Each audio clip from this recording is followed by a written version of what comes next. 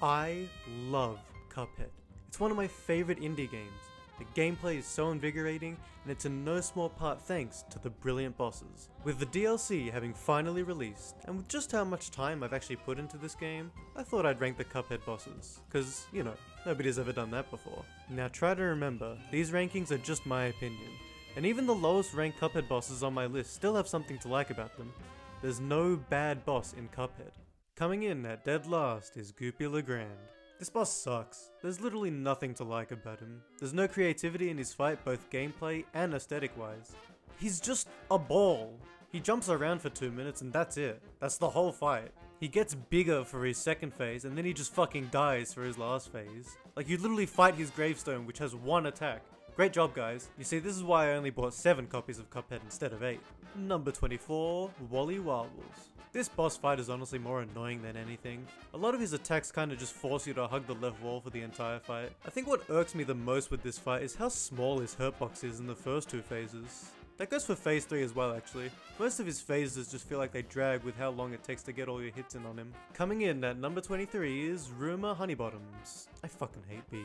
This is one of those bosses that incorporates platforming with a constantly moving autoscroller. However, this boss implements that mechanic the worst by far. Half the time the platforms screw you over and there's nothing you can do about it. I mean, look at this. What is this? However, I have to give credit where credit is due. This boss does wonders for the representation of bee-allergic gamers. When you think about it, they're the true minority of the medium.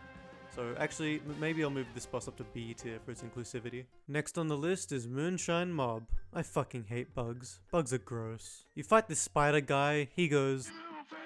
Then you beat his wife, then you beat the stupid fucking anteater. Fuck this guy. Dude, it's so hard to hit him! Look at this! What are you supposed to do here? Wait, let's go! Oh! I did it! That took so long. Oh my... What? Number 19, King Dice. I actually really like King Dice. He's got a funny little song that's actually sung by a woman, fun fact. Sadly this fight is low on the ranking because I think it's glitched for me. Like, every time I try to shoot him, he just doesn't take damage. I must have spent an hour just shooting him non-stop and he never died. And every time I parry the pink dice, the game bugs out even more and sends me to some random ass boss fight. Like, who the fuck even is this guy? So yeah, cause of the glitch, I haven't actually been able to beat King Dice yet. And by proxy, that means I can't fight the devil either. So I won't actually be able to put him on the list. Number 18, the devil.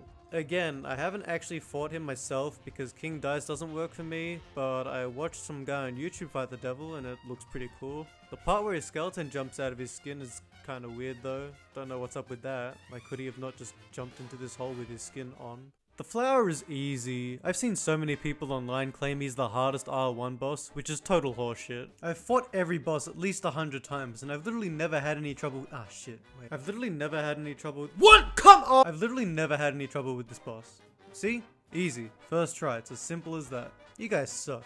The frogs, on the other hand, actually are the hardest boss in Isle 1. The difficulty is mostly from the last phase, to be honest. The first 2 phases are a cakewalk.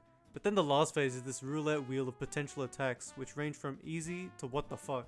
And don't even get me started on the expert mode equivalent of this final phase. On normal, these coins are a mild inconvenience at best, but on expert, they're an active pain in the ass.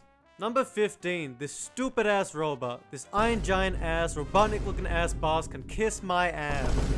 First phase is a barrage of bullshit. These homing bombs are the bane of my existence. Then there's the second phase, which, oh, would you look at that? It's the stupid fucking bomb! Then the last phase is just this.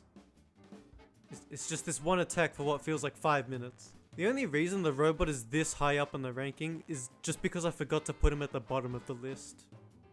He's still better than the dumb ball guy though. The root pack is just your basic tutorial boss. It's so plain and basic that I actually have nothing else to say about it.